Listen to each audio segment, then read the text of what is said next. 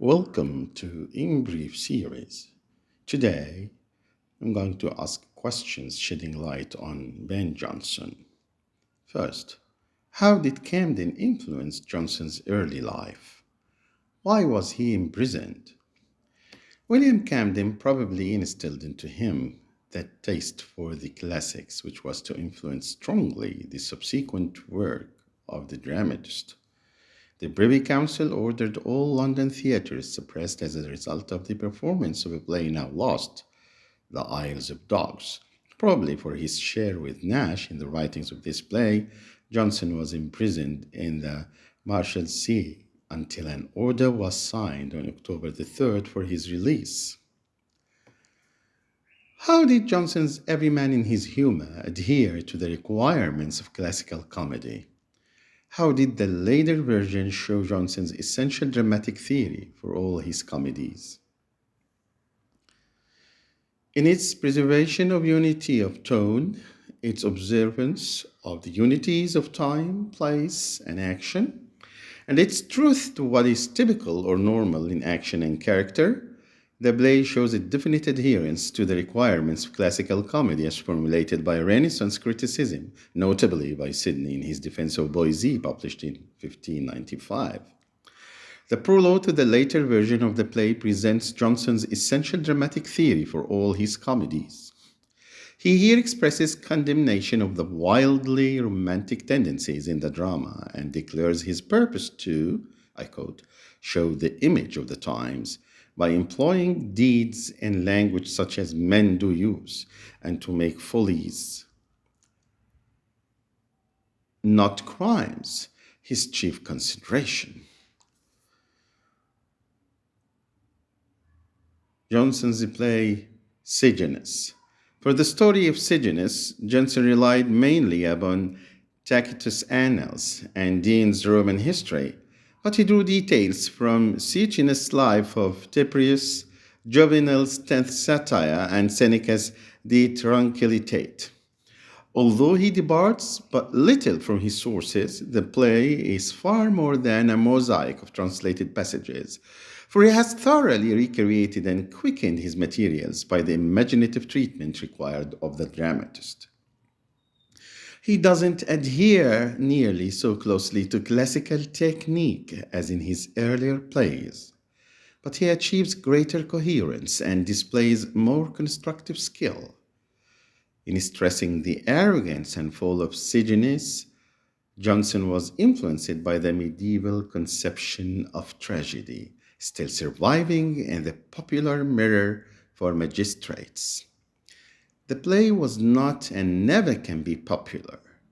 The characters are too numerous, too little individualized, and too imperfectly grouped. Moreover, the play is lacking in pity.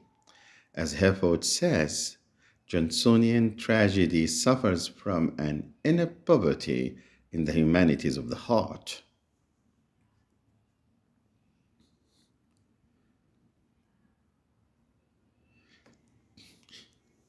The second play we're going to discuss today is Volpone, legacy hunting, so frequent in Roman literature, had impressed him as fertile soil for imposture and fraud. And for the materials of the play, he drew suggestions from numerous classical sources, among which may be mentioned Lucian's dialogues, Horace's satires, and Lepinus. Professor J.D. Ree, in his edition of the play, has stressed Johnson's debt to Erasmus' praise of folly. The scene of the action is quite appropriately laid in Italy. To the Elizabethan mind, the land of villainy, and only in the subplot which, although it affords some effective comic episodes, does not advance the action, does Johnson introduce a bit of his own England in the persons of Sir Politic and his lady. The play observes the unities carefully, and the arrangement of scenes is according to classical precedent.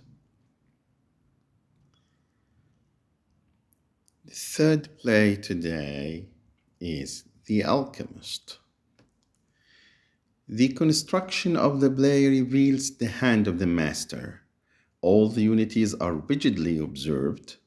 The action takes place in a single day at a house in the Blackfriars district of London, and while the three intrigues remain distinct, each being a unit in itself, they are actuated by similar motives, are pervaded by one comic tone, and are related to the general plan. Suspense as to the outcome of the action constantly increases to the very end of the play.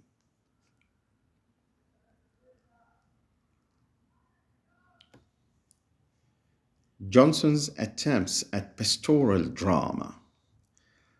Johnson's one extant attempt at pastoral drama, The Sad Shepherd, was found as a fragment among his papers after his death, and was published by Sir Kenelm Digby in the second folio with the date 1641 on its title page.